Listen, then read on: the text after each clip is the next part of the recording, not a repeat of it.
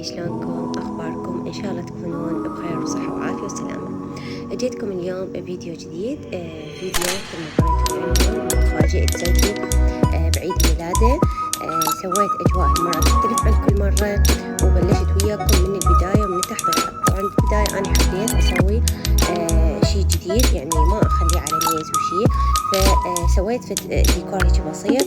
أخذت من هذا المفرش الكرافات، هذا كلش كان عاجبني وش قد دورت عليه بالكوية يلا لقيته، وأخذت وياه هذا منظر التدفئة. طبعا همينة ما كنت رايدة هذا الحجم، كنت رايدة حجم أكبر، بس همينة ما حصلت للأسف. لقيت بس هذا القطعة بالمحل، وقالت إنه بعد ما أجيب من عندها، فاضطريت آخذه لأن كنت متوازي عليه. هو كلش حلو، يشتغل على الكهرباء وعلى الباتري، يعني بيه من جوا مكان مال باتري ويشتغل على الكهرباء. همينة شكله كلش حلو يعني، بس تشوفوا بالنهاية.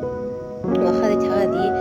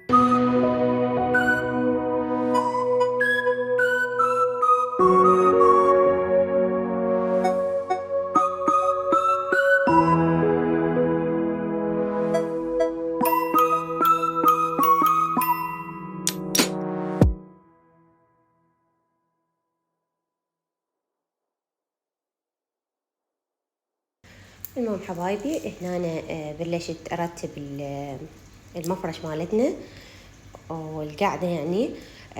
خليت هذا المفرش الأحمر قلت لكم عليه، وهذه الشموع اللي أخذتهن شقد حلوات هيك متت بشكلهن، وحتى ما يعني ما هان علي إني شغلن هواية، فشغلتهن شوية لحد ما إجا شافن، وبعدين طفيتهن. شكلهن كلش حلو وكيوت.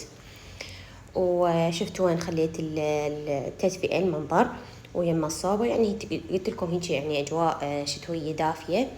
وخليت هذين النمنميات الحاجات يعني اللي تتحط بالميز العيد ميلاد، عصاير وكرزات وحب وفاكهة وحلويات وشيبس وهاي الشغلات يعني. وهنا أنا تقريبا كملتها، بقت لي بس الكيكة، وما ردت أخليها بالبداية لأنه صوبة وما ردتها تموع، فأنا جبتها وخليتها على الميز على صفحة، جيت قريب ما يجي أخليها. هذه هي الكيكة اللي اختاريتها أني، شكلها بسيط بس طعمها كلش طيب. وتقريبا هنا كملت المفرش يعني، او السفرة مالتنا تقريبا هي صدق سفرة صارت. وهنا هسه صيدت لي الهدية. طبعا اني كنت ناوية انه اغلف الهدايا بمفرش، بس للاسف ما حصلت الغلاف اللي اريده، فعندي هذه العلبة مال الهدية انا كنت جابت لها بيها سابقا، فخليت بيها الهدايا. وهذا هو الشكل النهائي للقعدة مالتنا. طبعا طفيت الأضوية، صارت الأجواء كلش حلوة، بس منظر التدفئة والصوبة والشموع يعني الإضاءة بس مال دولة صارت كلش حلوة. همين طلعت منظر التدفئة بالشاشة، وبقت هنا عندي بس الكيكة. ومن اجى يعني قبل لا يدخل اني نزلت الكيكة وكملت الميز او القعدة مالتنا. وهنا حبايبي اذا عجبكم ترتيب مالتي لا تنسون تخلوا لي لايك وتشتركون بالقناة وتفعلون زر الجرس حتى يوصلكم كل جديد، وهم تنطوني رأيكم بالترتيب مالتي اذا عجبكم او لا، وعادي اني اتقبل كل الانتقادات والتعليقات. المهم حبايبي تقريبا لهنا يعني كمان للترتيب مالتي، واجى هو همينه، وبصراحة انصدم من المفاجأة اللي سوينا له هي. احنا يعني من نسوي مفاجأة لأزواجنا يعني نقول لهم انه احنا مقدرين تعبكم، يعني احنا نفكر نفرحكم وشي مثل ما هم يتعبون وشي، فاحنا من اللي علينا شي بسيط انه نسوي لهم فد عيد ميلاد بسيط بيومهم المميز، يعني يوم ولادتهم، الذكرى مالتهم. المهم وصراحة هو فرح يعني عادي، يعني حال أي رجال من يشوف زوجته هيك مهتمة به هي وأولاده، وحاولون أن يفرحوا أو يقدموا له فد شي بسيط، أكيد راح يفرح. المهم حبايب، هنا كانت الكيكة كلش طيبة، وحتى الحشوة مالتها همينة طيبة وخفيفة. وهسه وصلنا لفقرة الهدايا. بالبداية طبعا أنا فكرت أجيب له شغلات اللي هو يريد يشتريها، يعني أحسن ما أجيب له شي ما يستفاد منه أو مثلا راح يضمه أو يعني مو وقته. فجبت له الشغلات اللي كان رايدها. التراك، كان رايد تراك شتوي، وكان رايد الساعة الإصدار الثامن من هواوي.